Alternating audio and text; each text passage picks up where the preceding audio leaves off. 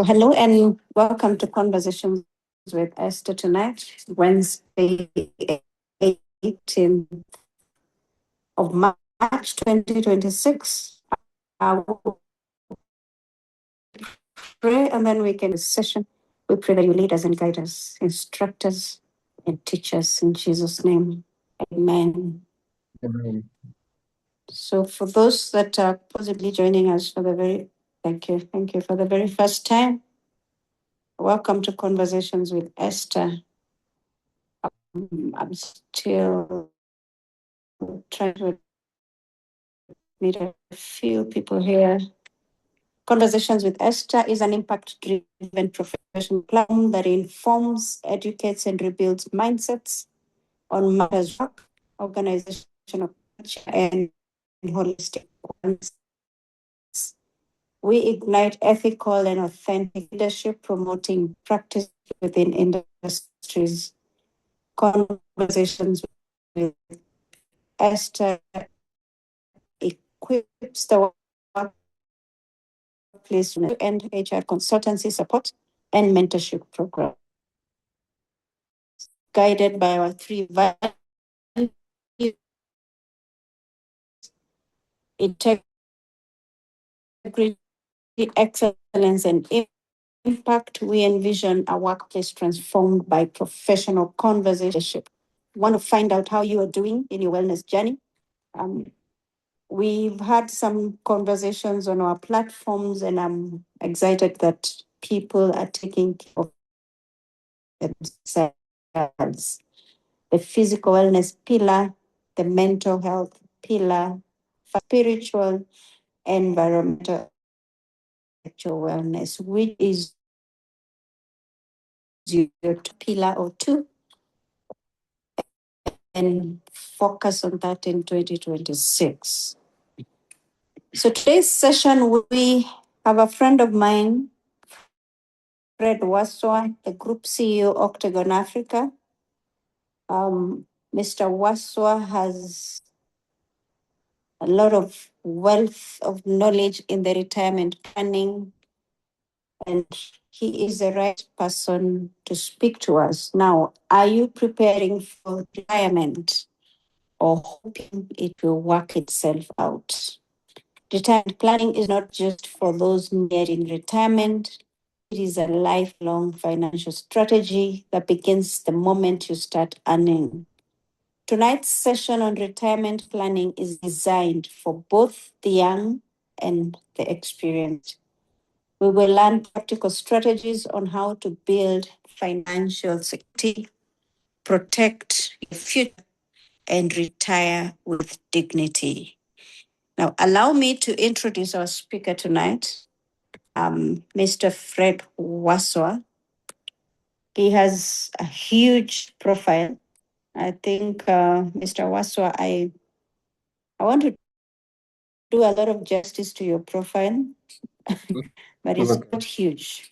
Fred is the founder and group CEO of Octagon Africa Financial Services Limited, a firm specializing in pension scheme administration and actuarial services, insurance broking, and training in Kenya, Uganda, Zambia, Tanzania. He is in senior management position. Fred has greatly contributed to the growth of the pension industry. He formulation of the Retirement Benefits Authority relations in 1999. Having begun his career as a management trainee in the insurance industry, Fred has held administrator at Minet ICDC.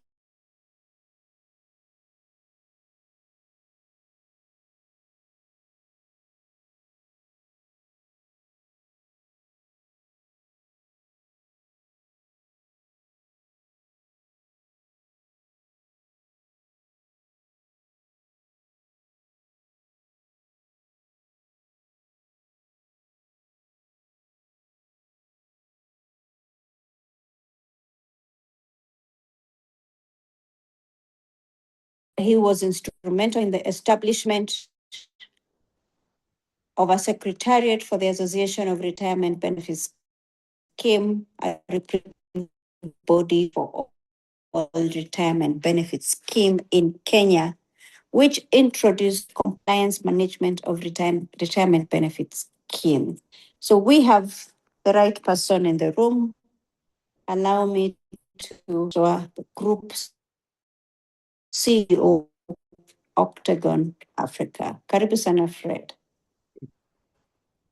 Thank you very much, Esther. Appreciated and good evening.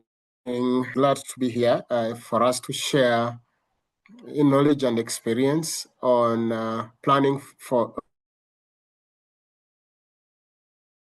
retirement.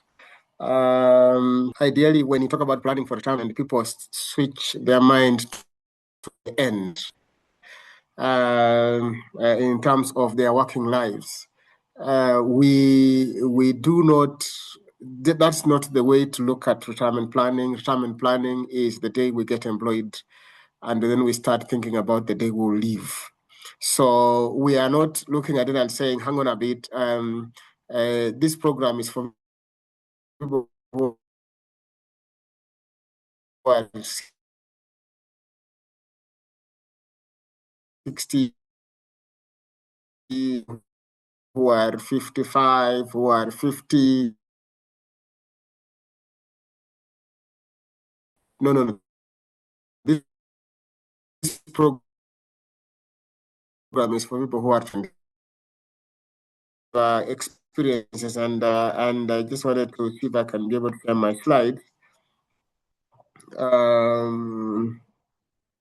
Yeah, share my slide.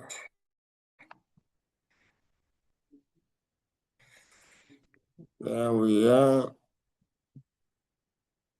Can you see my slide?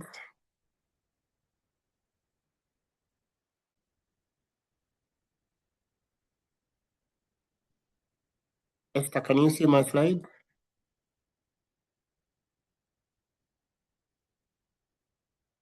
Hello? Yes, we can see your slide. Excellent, thank you.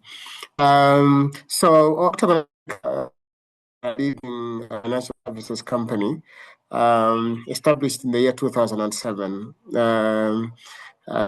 Basically, I established this company in 2007 to provide financial services to generations and people around the East African community and beyond.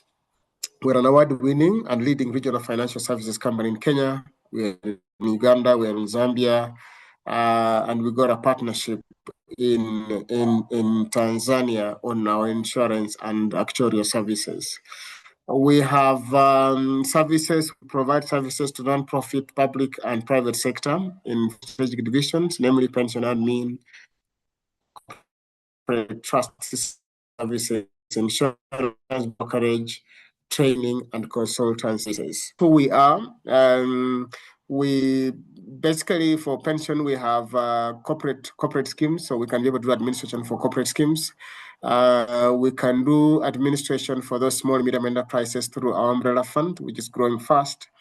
We can help you manage costs in terms of contracting out of NSSF so that you are able to manage cost and also receive better services for management of your retirement benefit scheme.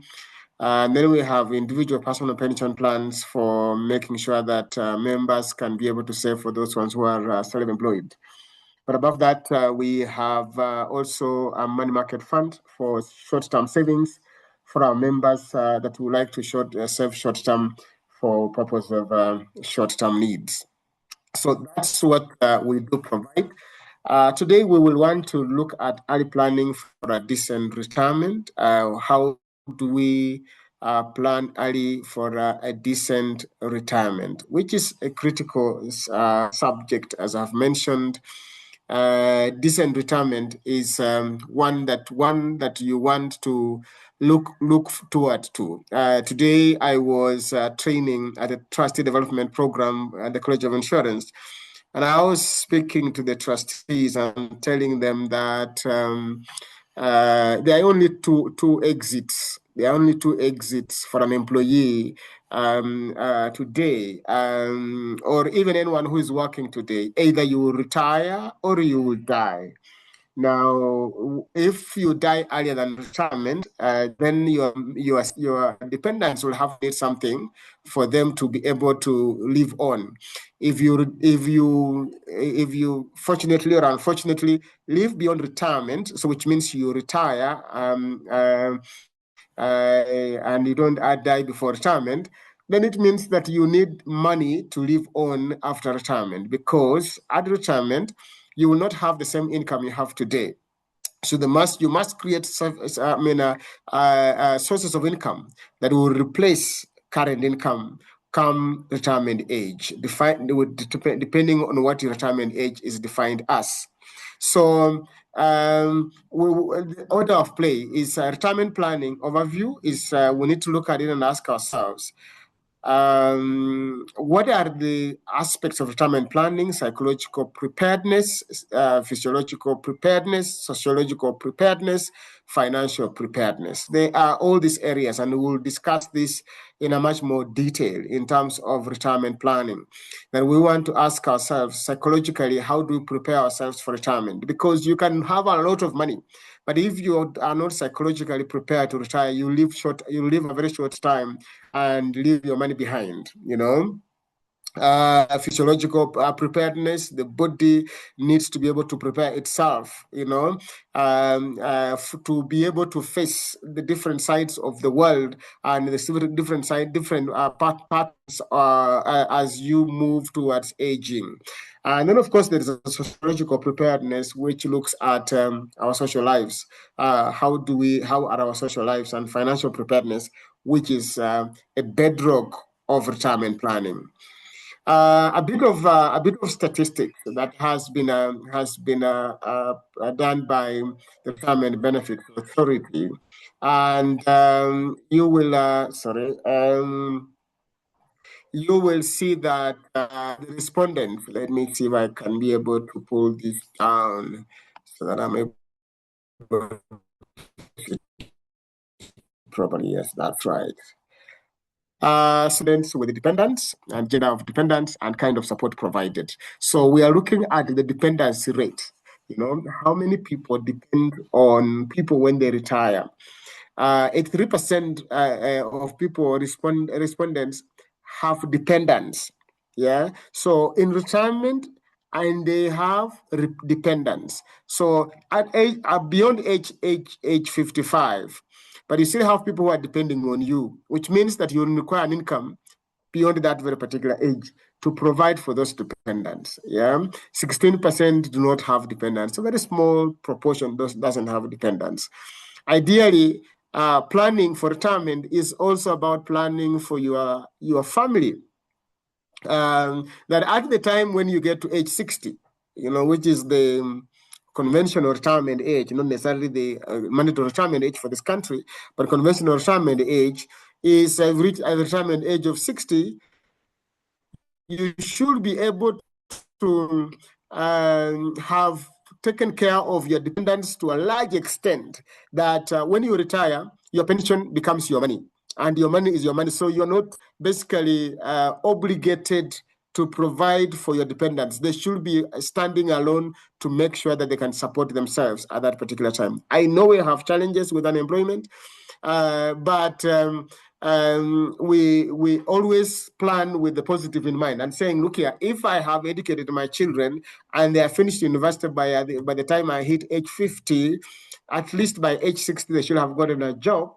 And they should be working at that particular time. So which means they cannot depend on me at retirement.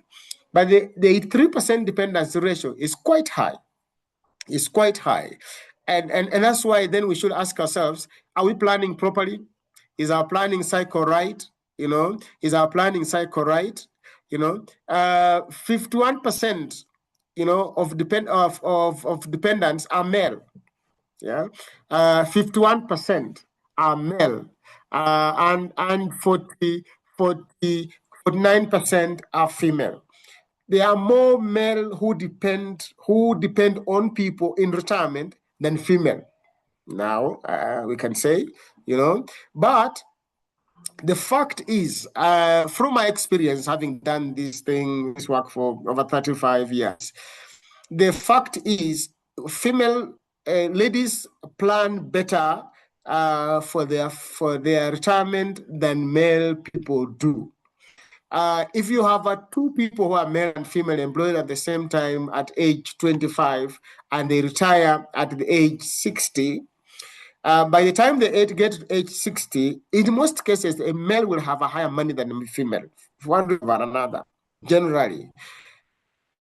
But now, when the way they use that money in retirement, it determines whether they're going to be dependents or they're going to be dependents, or they're going to manage their money, manage their lives without necessarily being dependent on others.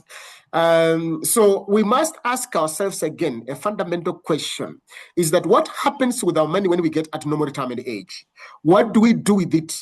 Yeah, what do we do with that money? If we take that money and try to take risks with that money you have saved for over 35 years, which you will never have another opportunity to save, and it disappears, the probability of you becoming a dependent is very high. It's very high. And that's the challenge with the female gender in this very particular aspect.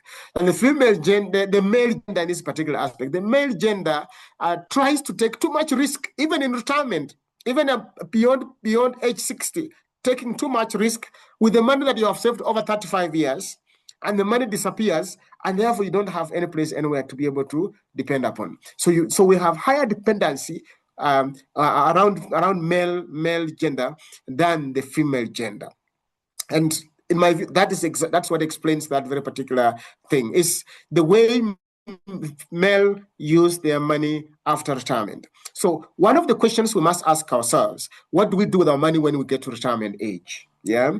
To the second question is, how do we plan our families so that our families we are not starting families far too late to be able to be dependent on us in retirement. Yeah, to be in retirement, unless we have planned sufficiently well that even when we retire, they're not going to depend on our pension. They're going to depend on other assets that they can help them to be able to manage, to be able to live on as dependents, rather than using your pension to educate and raise up a family. That becomes a really bigger problem. The kind of support that is provided in terms of dependency is let me just reorganize this again, is providing daily upkeep and shelter. That we depend on people to provide daily upkeep and shelter.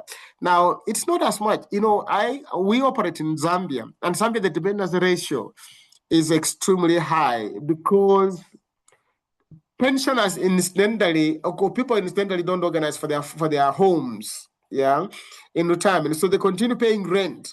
So what it means is that if you are in retirement and you are living in a rented property and you don't have a sufficient pension, then somebody must take care of that cost. And that person will be either your child or your brother or your sister, whoever it is. You're going to depend on somebody to be able to live that very particular space. And when you are depending on somebody else, you cannot control your expenditure, and therefore you cannot manage your things like healthcare. When you are sick, you are not going to call every day and say, "I'm sick, I need money." Yeah. So which means that we need to ask ourselves, how do we manage our money after retirement? How do we plan our families in this respect? 34% goes towards paying school fees. 34% goes towards paying school fees. And 7% goes towards, I think there's a percentage which is missing there for the providing daily upkeep. And 7% goes towards other support. So you can see we are spending a lot of money on school fees because, of course, we are spending on our children, which is a good thing. However, we must look at it and ask ourselves, is that the best way to be able to manage our retirement? That's not the best way. The best way is to have a family that we can be able to move through their schooling and through their university or colleges. By the time we retire, you don't have dependents in retirement. Yeah, the bigger portion of this money goes towards upkeep and daily and shelter, which is also again something that we must manage well, because one of the things we must understand that things that kill people in retirement more are healthcare, housing, and social life. Healthcare, housing, and social life. So housing is where do you stay when you retire? Where you stay when you retire will determine how long you live in retirement. Yeah. Now, if you you're working in Nairobi and you're going to be retiring in the village, and you don't have a house in the village, you don't even have a home in the village, even when 10 years to your retirement, and you start building your home 5 years or 3 years to your retirement in the village, the likelihood of you living longer is less because of the environment. You must make new friends because although it's in your village, but those people may not actually understand you, neither do you understand them. It will take time. That understanding only gives you stress. The building process only itself, in terms of construction risks that exist in there, can give you stress because you are going to use maybe your pension money to be able to build. That can give you stress. So housing becomes critical, and that's why shelter becomes critical. And that's why some people insist, I will stay in the city even if I paid rent, because I have a friend who I've had a friend for the last 40 years. I will live with, I can chat with them, I can, things like that. The unfortunate thing is that you have to pay rent. And if you do not have sufficient money to be able to help you to pay that rent, now that becomes another stress. Yeah. So the financial stress that also will be able to drive most people helps. Drives most people to death. So we must ask ourselves, what is our planning process? How do we make sure that every person, everything we do, we are doing to achieve a certain objective for us to retire in dignity? And what is dignity? Is that you can manage your own money, you can manage your own life. You do not have to be dependent on anyone for anything in that very particular respect, because children are never a retirement package. Never. Our children are never a retirement package. Yeah, they when they retire, when they leave our houses, they start working. Our houses become empty nest. What happens is those children, one of them will go to UK, one of them will go to Australia, and numbers are switched off. They become teja, and here you are. You need to be supported. You need to go to hospital. You are not going. A disease is not going to wait for them to switch on their phones and give you money to go to hospital. So, which means you need to have your own resources to plan for medical care, which is a critical bit in retirement as we speak. So, are we planning for retirement? How are we planning for it? And planning for retirement is not just money. It is about many things: social life, psychological life, physiological life. We must ask ourselves, how much money also do I have in retirement? Yeah. So what does this mean for us? Yeah. What does this mean for us? Let me again reorganize this. Tala Money Report survey, Tala Money Report, Tala, the gentlemen that do loans, there was a decline in full-time employment from 57% in 2023 to 50% in 2025. Full-time employment, so more people are going on contract. So which means that you will find that more people are taking less permanent jobs. The question is, are they planning? Because that full-time employment where you will get what we call permanent and pensionable jobs, they're becoming less. You're getting a job, you are given a contract, the contract is 2 years, it gets finished. If there's another job, if there's more work to be done, you're given another contract. And some people would have a feeling that because they don't have a permanent job, they cannot be able to save for retirement, which is wrong. Because the Retirement Benefits Authority has provided various platforms for members who are not in employment that is permanent to be able to save for retirement. Today, our younger people, they are in what you call a gig economy. They are doing things that are not necessarily employment related, or they get jobs to do. There are guys who just sit on their desks and they're working for somebody in the US, somebody in the UK, somebody in whatever. They get their money in dollars, put in their bank accounts, and they go for holidays, and that is it. The question is, are they saving for retirement? Because an income is not just a permanent, it's not just a monthly income. An income is all the income you get. Even when you are working and you get an income that is augmenting your income for employment, it is good to be able to take part of that and save as well. Yeah, that way, then you can have a nest egg and a good amount of money to be able to use for retirement. So we must ask ourselves, this decline in full employment, where are people saving for retirement? And are we going in the future to have more people being dependents rather than being independent?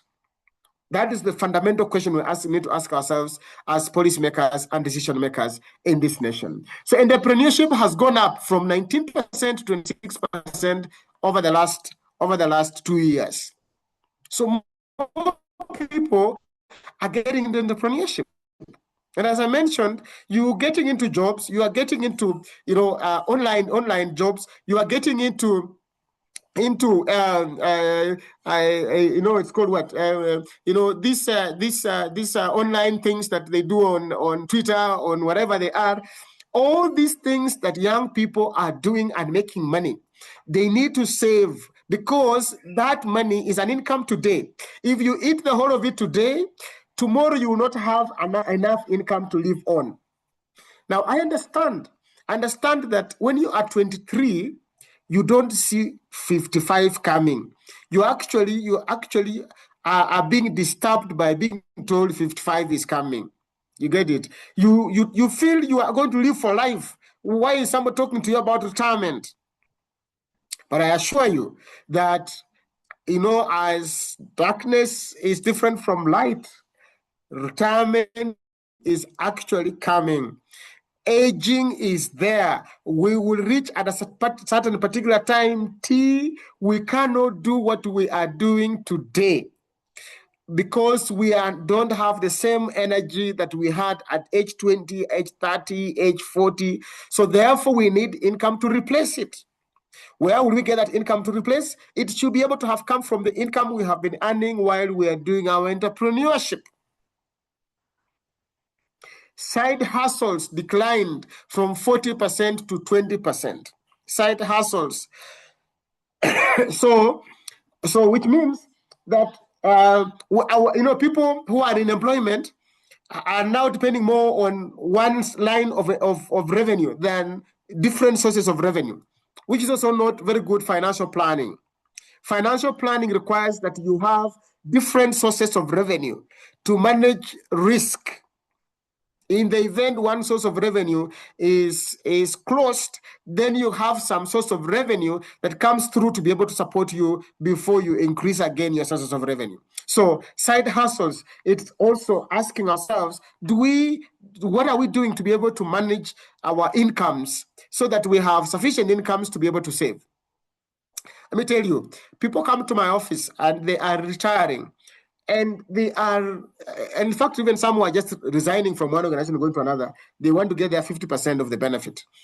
And they really, really argue that they need to get their money quickly. Why are you holding my money? I am poor, I don't have anything. And I ask them, look here, this scheme you are saving, you are only saving 5% of your salary. You are remaining with 95% of your salary. So where does 95% of your salary go to? Financial literacy. You need to be able to have financial literacy to understand that 95% we remain with, we can also save another 5% elsewhere, so that it helps us to move away from looking at our retirement benefit as a saving for short-term needs. It's very important. 92% of respondents are complaining about the high cost of living. High cost of living. Now, high cost of living does not just affect the people who are working. There are no supermarkets for retirees and supermarkets for people working. Even the retirees are having high cost of living. Now, unfortunately, according to International Labour Organization, ILO, a pensioner or a person retiring is supposed to earn 70% of their salary at retirement as a pension. So if you are salary at retirement, your salary when you're working at retirement is 100,000 Kenya shillings. Your pension should be 70,000 for you to live a decent life. Yeah. Now in Kenya, the average of our balances today across the pension schemes that are managed around the RBA, if we take all those balances, take everybody ages and retire them, and bring and add those balances and contributions up to the day of that retirement, and be able to get the total balances and determine what is the amount of pension, they will buy a pension of 37% of people's salaries. So can you imagine? You are on a salary of 100,000 Kenya shillings, and the next month you retire, you get your money, you buy a pension, the pension is 37,000. You'll die very quickly. Death comes very fast. Death comes very fast. Why? It's because the cost of living is going up. You need more money to be able to manage your life in retirement. Respondents are spending 60% of their income on basic needs. Basic needs. Now, in retirement, healthcare, shelter, which is housing, as I mentioned, yeah, and social life are three basic needs. These are basic needs in retirement. You need to be able to make sure that your healthcare is right. Your funding of your healthcare. You cannot assume that you will live and everything will take care of itself. Our healthcare systems are not as robust as they're supposed to be. Even in those developed countries where they are robust, they are having challenges. As populations age, people who age require more healthcare. Therefore, they spend more. You need money. Brothers, you need money. Medical care in retirement is more expensive than it is when you are in employment. Yeah. 51% are coping with high costs by starting businesses. 51% are coping with high costs by starting businesses. So you go into retirement and you start a business. You want to start a business in retirement, which is a good thing. But the chances, the statistics which RBA did, the survey which RBA did sometime in 2006, which showed that the retirees who go into businesses, only 30% of them succeed. Why is that reason? Is because you go into a business, you are 70, you are tired, you do not have the same energy to compete with a 30-year-old. The 30-year-old is using very innovative ways of running the same kind of business. You are using old ways of running the business. So success becomes less. Most businesses are opened and failed. Yeah. So even when you're going into business, remember there is 70% chance of failure in retirement. So which means you're not going to depend on businesses in retirement for you to succeed. Unless you started your business much earlier, 10 years to retirement. Therefore, when you get your retirement benefit, a bit of that is used to augment, is used to capitalize your business, make it bigger, and give you bigger returns. But if you're just going to start your poultry farm, which you have never run before, and you are buying 400 chicks to be able to manage, you have never managed even 10. You run the risk of losing all of them and having stress. So ask yourself, what is it that we want to do in retirement with my money? If it's business, I must start early so that I learn how to do in small ways what I can do in bigger ways later. Yeah, 46% are surviving by taking out loans. Now, we have pensioners who come to our offices and say, look, I want an introduction letter to the bank because I want to go and take a loan. I ask them, why are you going to take the loan? You know, I have children in school or in college, you know, I don't have money, I have to. Now, that becomes a bigger challenge. When you use your pension, lock it up in a bank for a loan to be able to pay, to be able to use, to pay school fees for children. That's basically consumption. So the question you're asking yourself, how are you going to pay this loan from pension? It becomes a really bigger challenge. So, and yet you need to take care of yourself medically, food, social life, you know. 60% of respondents have cut down on expenses. Of course, we must manage those expenses. Yeah. So you want a better tomorrow, create it, or else retirement will be a broken dream. You cannot expect a retirement life that is better if you don't create it today. Research shows that retirement is an anomaly. You must keep on being engaged many years after leaving work. Retirement is not like a conveyor belt. You must engage your mind. You must engage yourself. You are just not going to into a place and say, look, I'm going there and I'm going to live the way I live. You must engage your mind every other time. People who retire and go to the, let's say, villages, or they go to the estates and put their legs on the stool and say, I'm done, I'm not going to do anything, I am here, they die early. You must engage your mind. Retirement is a lie. Yeah, retirement is a lie. Those are fallacies, those are things. The lie you are told about retirement and freedom, stop living on autopilot.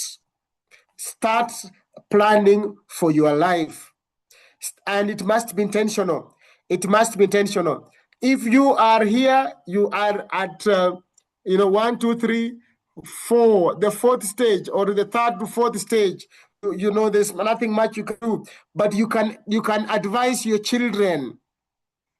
You can help your children to learn and say, look here, you need to be able to start planning for your retirement, because they need to be able to put aside money. 1, 2, they need to plan for their families, to know when to get families. 3, they need to understand that they can have short-term, medium-term, and long-term savings. Not just one form of long-term saving, and when they leave one employer, move to another, they want to access it. So when you access, you reduce the amount of money you will use at retirement. Yeah, you use at retirement. So beware, retirement is a must. The same way we don't like thinking about dying, it is the same way we don't like thinking about retirement. I remember people complain. I think that I was training some teachers, and Teacher Service Commission, they put on the payslip. They put on the payslip, when you retire, They could remind you that you are remaining with 3 years, you are remaining with 10 years, you are remaining with 15 years to retirement on pay slips. And some teachers were complaining and saying, look, why do they do this? Why are they go on stressing us with reminding us? Unfortunately, we can't put our heads in the sand. We must plan for our retirement. We must ask ourselves, what are the critical things that needs to be done for us to be able to retire? Yeah. What are the things that we need to plan to be able to retire? Yeah. We must start retiring at least 15 years planning at least 15 years to retirement. Looking at your pension and saying, this is how much I have. And what is the replacement ratio? It can only give me maybe 40%. So you want to increase it to maybe 60%. So you can do an additional voluntary contribution in your scheme to increase that amount. You can do an additional voluntary contribution in a personal pension plan to increase that amount. You get it? Retirement is like a long vacation. The goal is to enjoy it to the fullest, but not so fully that you run out of money. It's a long vacation. You are going on a long leave, but yet you need to enjoy it. Yeah, you need to enjoy it. Now, you cannot enjoy it if you're not in good health because you don't have money to take care of it. You cannot enjoy it if you have liabilities to be able to pay. People go into retirement with huge loans. It becomes a challenge. We must plan our dates. We must plan our dates so that at the time of retirement, our dates are extremely reduced to near zero. We must ask ourselves, what is it that we are doing about our social life? Because that's the only way to enjoy your retirement. You must have friends. Retirement is not the time when you start looking at your wife or your husband and saying, she's not the one I want to live with, I want to live with somebody else. Let me tell you, it is very difficult to make new friends in retirement. Most of the friends that you make in retirement that come to you, they'll be coming to you for one reason or another. So keep your friends. Keep your friends. Yeah? Keep your friends. So, what are the retirement pillars as I get towards the end? What are the retirement pillars? From employment to what? Define it. What is it that you are going to do? From employment, what are you going to do?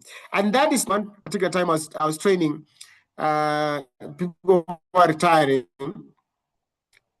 I was training people who are retiring. And normally I like asking when are you retiring? And I reach a lady and the lady tells me she retired on Friday last week and she was asked to come for this program. It is HR managers who are here, it is very unfair to train people the last day of retirement on retirement planning. Retirement planning needs to be started training at 45, people retiring at 60, at 40, people retiring at 55. So from employment, what next? You must start thinking about that 15 years too and say, when I retire, what am I going to do? Yeah. How to manage lifestyle in retirement? What continues versus what drops? Lifestyles. We cannot maintain the same lifestyle. It is impossible. We must ask ourselves, what is it that I'm going to look at to be able to cut down? Remember, your pension is going to be 67% or 70% of your last salary. And that is if you have saved very well. Never access to your money. But if you have access to your money in the middle, you have not saved very well, you will have much less. So which means you must look at your lifestyle and say, what is it that I can afford? What is it I can't afford? If you can't afford certain lifestyles, you must stop them. Yeah. How to manage your actions and time in retirement. Time is the biggest problem. Management of time. I have pensioners who come to my office and they pass by and say, we just wanted to find out how you are doing. But ideally, they have a lot of time. They want somebody to talk to. So as you go into retirement, you must ask yourself, what am I going to use my time to manage? I know people always assume, no, I'll keep myself busy, things like that. Ladies are better in doing this because ladies can occupy themselves in a house for the whole day. And I don't know what they do, but when you come back, they're still busy and they haven't finished what they started in the morning. As a man, you have very little to do in that house. So the question is, will you sit and put your foot on the stool? You must have something that you can engage yourself in retirement. Financial wellness is critical. Are you liquid or illiquid? You cannot afford to have assets that are illiquid in retirement. No. Assets that are illiquid will not help you at all.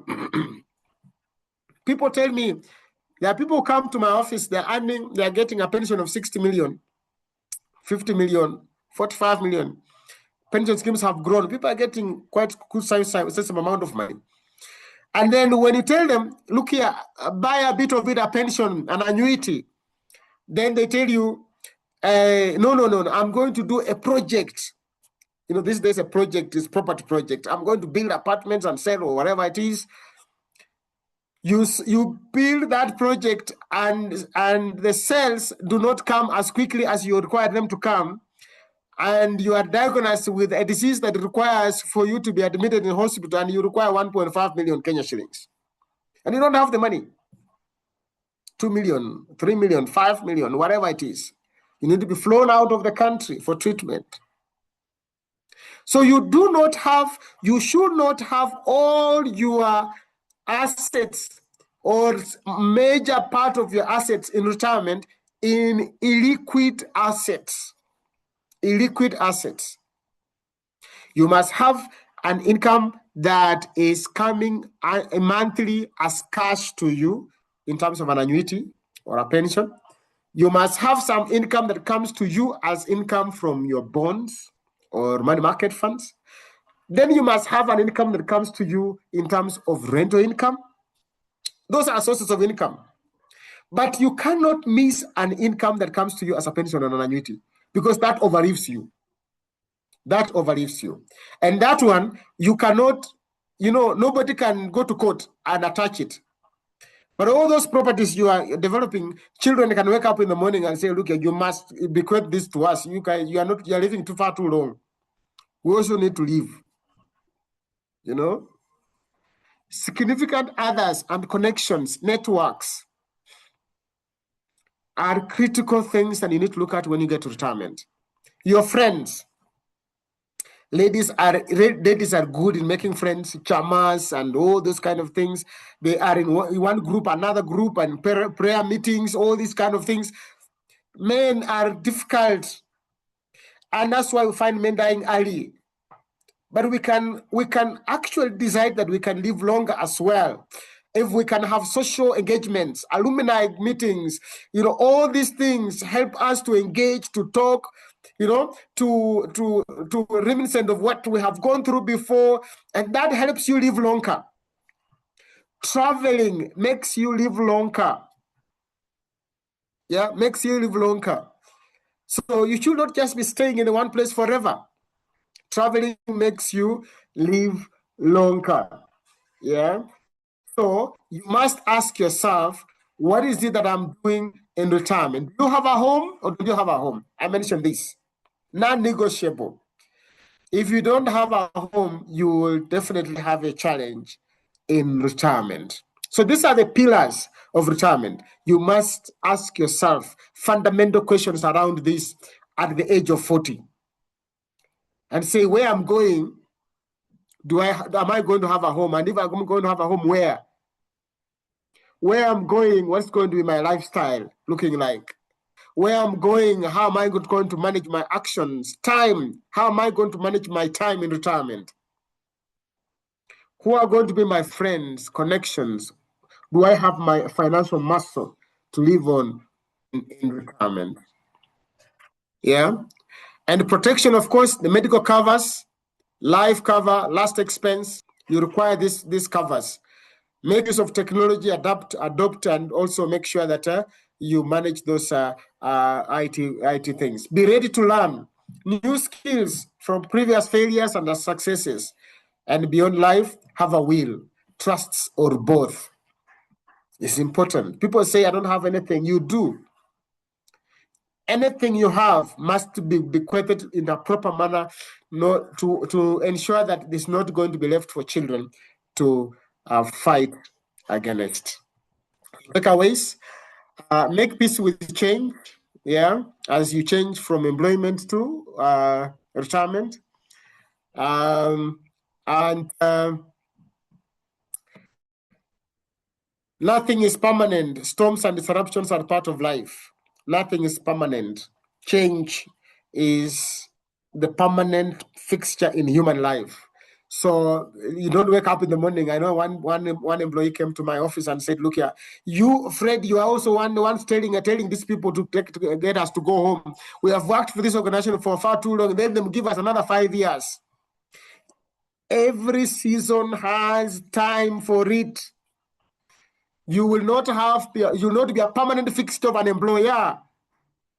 Others will have to come and work there. So the question you're asking yourself, when you leave, how will you live after?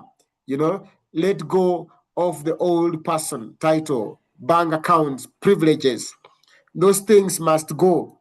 People struggle to be, I am the group CEO of Octagon Africa. How will I be called when I retire? Fred Wasu? How? You go to the club, you have always been saying that is the branch manager of a bank. Now they can't say branch manager because you have retired. It hurts you. No, you must just move on, have a mind of change. Know that life is not permanent. Yeah, know that life is not permanent. Pay attention to what excites you. You live longer, brothers and sisters. Pay attention to what excites you. Don't focus on what is making you not excited, giving you stress. Try to refocus your mind every time you get a challenge. Go through it and refocus back to your excitement. Yeah. Reconnect with the forgotten part of your life. So go back and say, what is it that I have forgotten in my life? What is it that I can be able to do? Was I a preacher? Can I preach the gospel? Can I be in a mosque? Can I, there is work that you can do to be able to support humanity. The work that you can do to be able to support humanity. Define success differently. Yeah, in this very particular time. And having multiple sources and streams of income is a must, as I mentioned earlier. And family comes first. Just make sure it's right. In terms of adversity, adjust your perspective and refocus. The future of work is remote and technology driven. So today, most of us are technology driven. Even in old age, we understand technology. See how that technology can help you do something in retirement, even as you exit. Be flexible and innovative, adapt. Don't be told what to do, get doing it. Accept that retirement is a process, not an event. It's a process and not an event. Thank you very much. Thank you very much. Back to you, Esther. Wow, Fred. Some things you said are tough, Fred. That's what I like about you. You don't mince your words. You said we are not a permanent fixture at the workplace. No. A day is coming that we are going to go. And in the African culture, it's a taboo for some people to write their wills. That's right. I think they better do. We must write they wills. better do. Yeah, they say we are attracting death. And that's right. planning. That's right.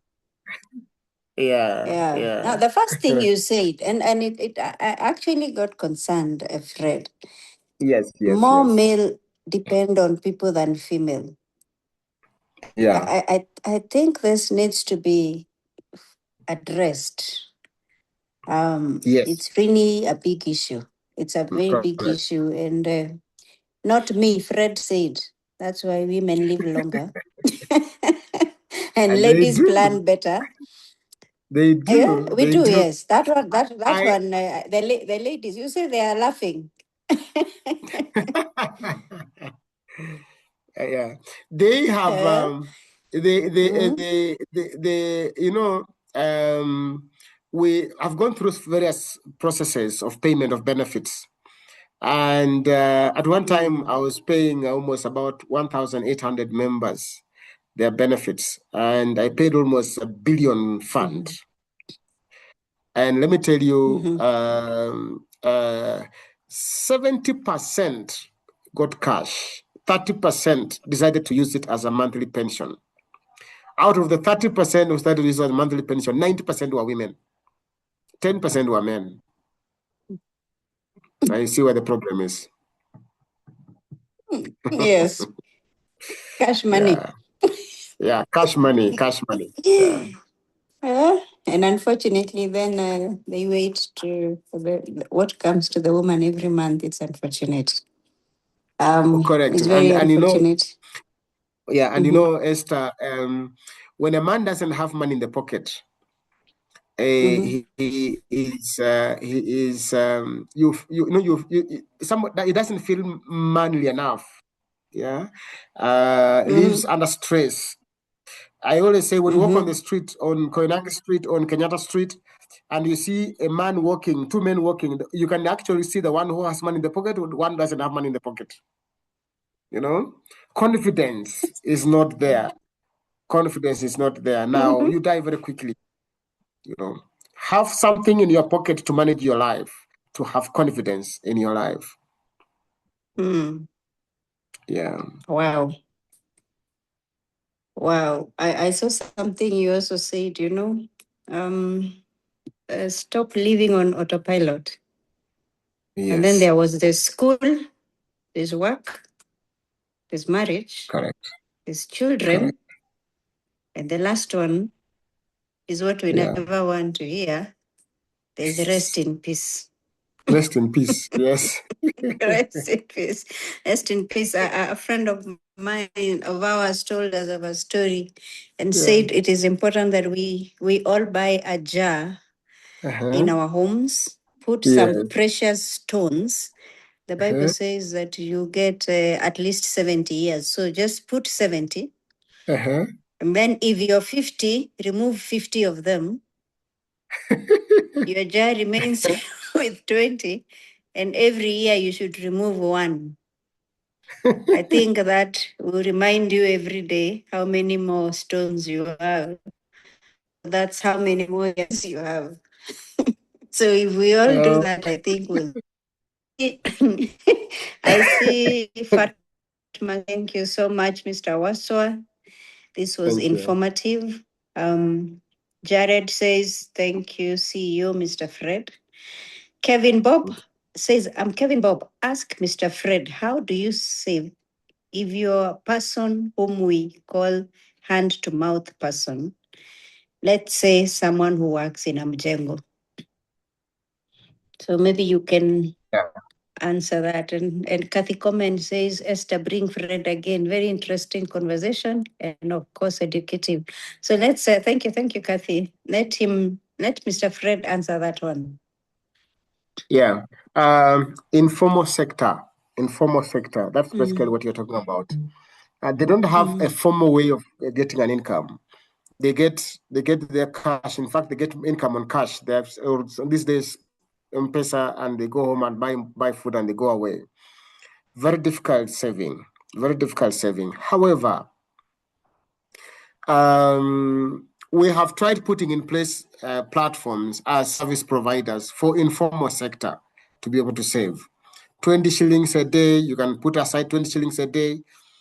It's very difficult for even today, even employment, even those in employment, if the employer decides to say, I am not going to start a pension scheme, yeah? So you guys, every month, you do your own savings. Nobody will save. Voluntary saving is very difficult. It must be mandatory savings schemes that must be provided to make sure people save. Now, because we have tried all these things and have not worked, the government came up with something called Hustle Fund. Yeah, Hustle Fund, which in my view was the best structure of getting the informal sector covered for what we call micro pensions. That you involuntarily save, you don't even think that you are saving, but you are saving. You borrow money from the Hustle Fund, and as you repay, the amount you are repaying, 25% of it goes into savings. And out of the 25, 75 goes into pension, 25 goes into short-term saving.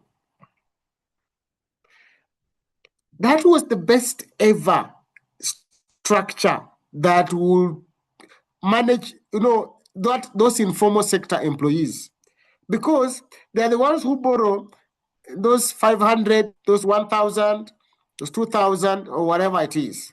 They're the largest group, the lower pyramid that borrows those amounts, in small amounts, and repays. So we can do that in that format. Today, it is very difficult. We don't have any schemes for informal sector. And in all the countries we operate, we have had problems of having informal sector pension schemes because of the poor systems and processes that, of course, exist. If the country was much more organized in terms of economy and management of finance, the country will simply say, every employer, whether you are employing somebody on something, you must deduct that money and put it in a retirement savings. So even if you are on a Mjengo and you're getting 100 shillings, 10 shillings must go on a savings plan. And that, if that is enforced, then you will have people to save. But we cannot enforce even the ones in employment.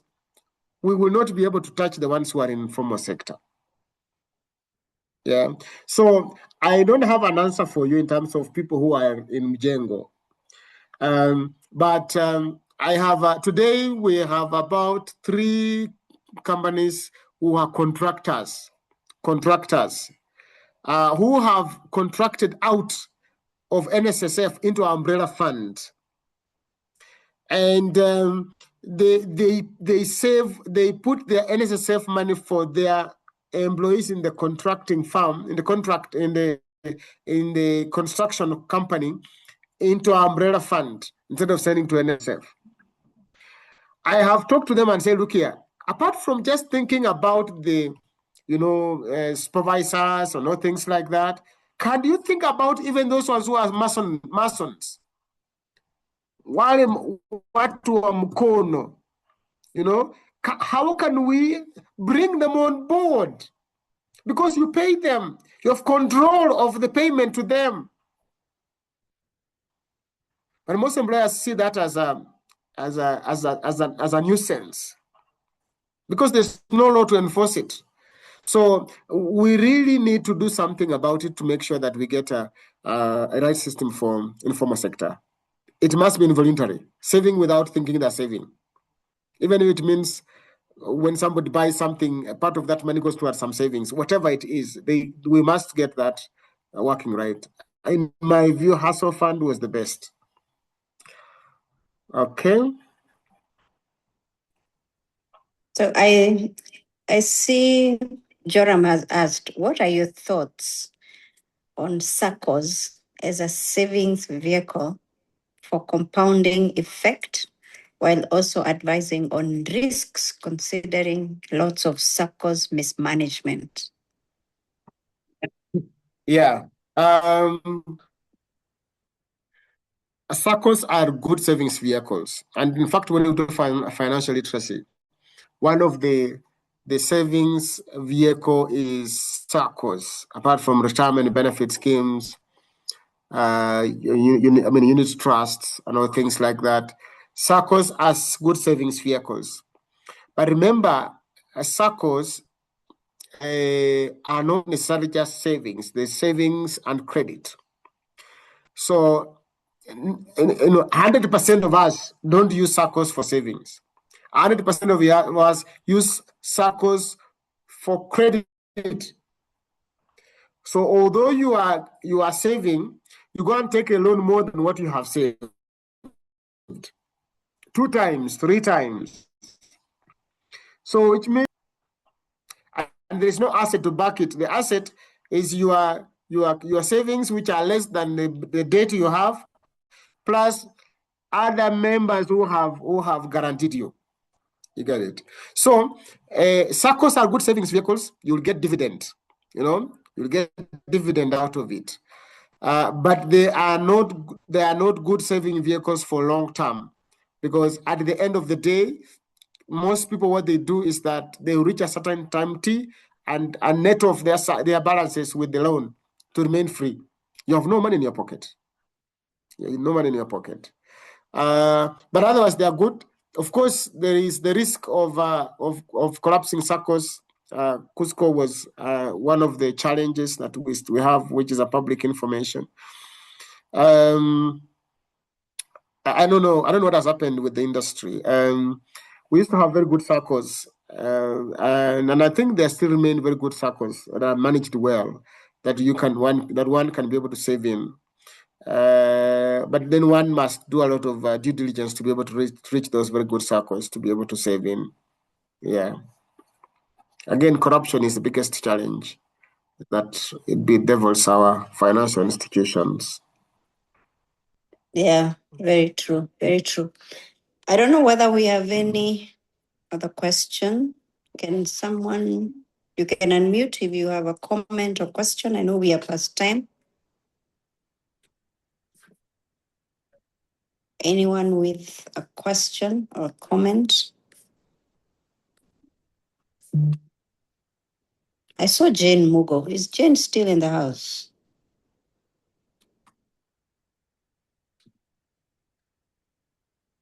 Yes, good evening. Good I'm evening, Philip in Jane. the house.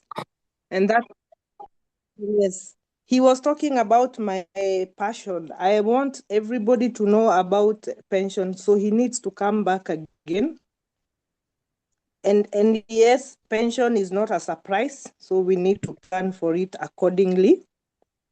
Absolutely. And somebody asked that, how do you save? Yes, and somebody asked, how do you save if you live hand to mouth?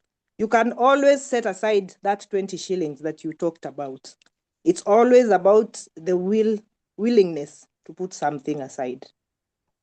So thank you. That was very great and insightful. Thank you. And Jen, hand to mouth is a product of financial planning, which is poor. I got a friend of mine at one particular time who came to see me for financial advice, and he earns a salary of almost 280,000 Kenya shillings, working in a SACCO. And his payslip shows me his payslip. The money that goes to the bank is 5,000. Yeah, the money that goes to the bank is 5,000. His top line is 280,000. And he's asking me, Fred, I want to commit suicide. How can I live on this money? But when you look at this payslip, it's loan 1, loan 2, loan 3, loan 4, loan 5, loan 6. It has 8 loans. I'm asking him, why do you have these loans? Then now he becomes, excited. I have bought plots.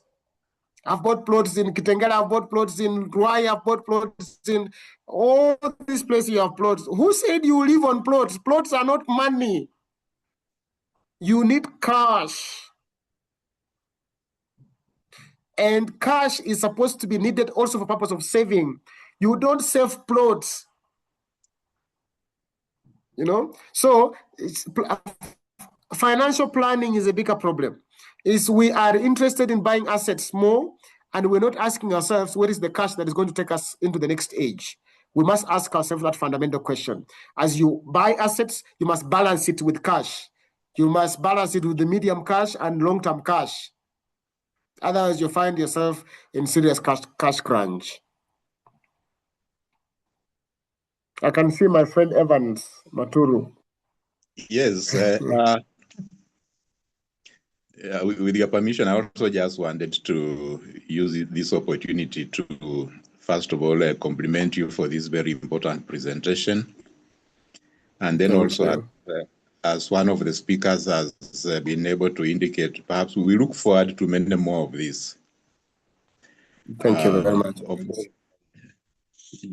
Just to indicate that Fred and I have come a long way.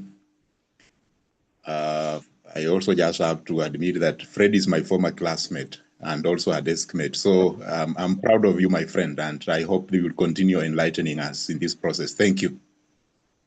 Thank you so much. Thank you so much. Thank you so much.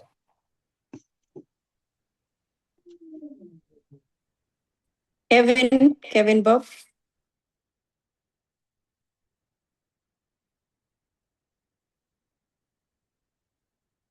He's muted. Okay, thank you, Mr. Fred. We are looking forward for another session, but my question was that these people who live like hand to mouth issue, I think we shared some time with Mr. Fred, and it's becoming a big problem. I've talked to some young men we've shared, and I asked them, can you manage to save if you live from hand to mouth daily, hand to mouth? It's become an hectic. Even Mr. Fred has said the way Hustler Fund is there to help us, but sometimes you may get a lot of money, but you end up using it all if you don't have any saving platform. Then I asked the second question, how can Mr. Fred help us to get a platform that we can save, even if it is 500 or 1,000 shillings a month? Such kind of, it will be of good benefit to me, especially me. Kevin, thank you very much, and thank you for logging in from all the way in Bungoma. That's interesting. Yes, thank you. Yes,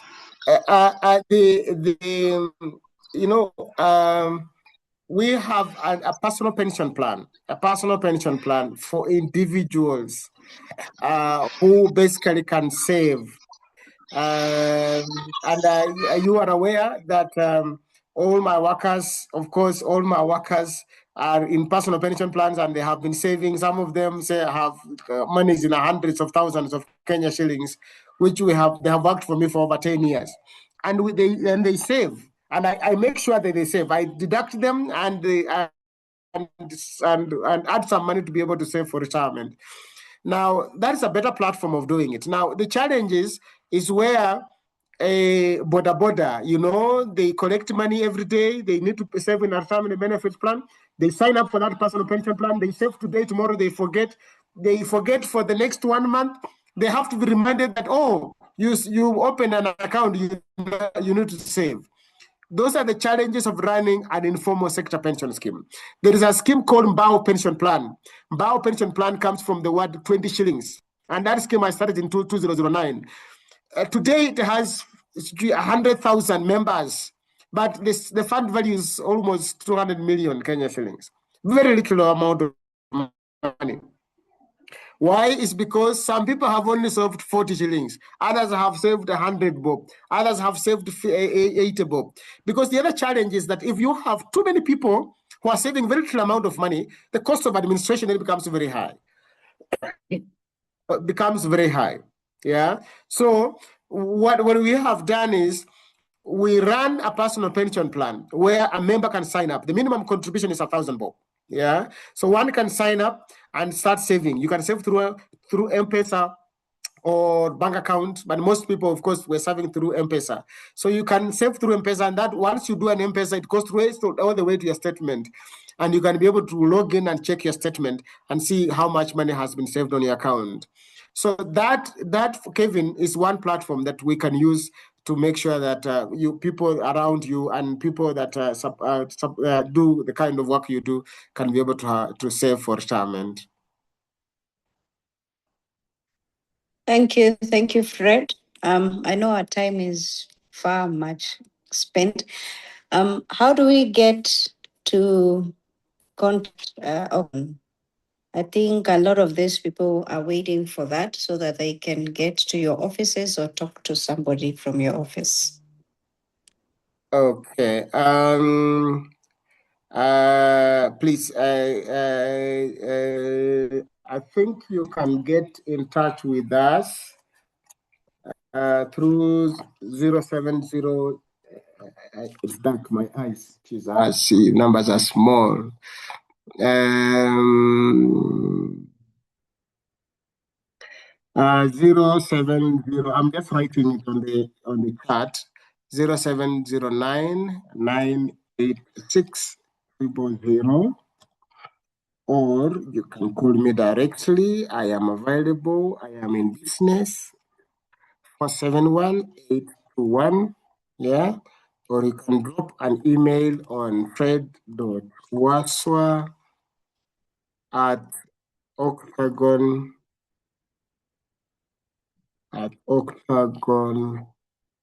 Africa.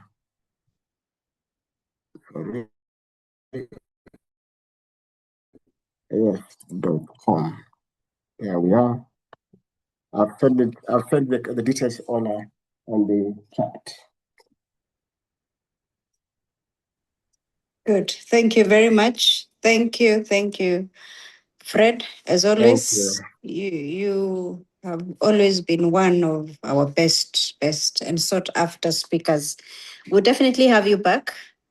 Thank you very so much. that you can continue helping us. I don't know, this conversation about retirement never ends, and some people have attended it forever, hoping as the precious stones reduce in the jar. Then they look towards it and said, am I really prepared? You look at the stones and see they were 70, now they are 20. So it tells you that beyond the 20 will be bonus. It can only be bonus from the Lord. So it's important that we plan. But thank you very much. As always. Correct. Yes, asante sana. Allow us to end this here. Thank you, everyone. Thank you for your time. Have a good night and God bless you.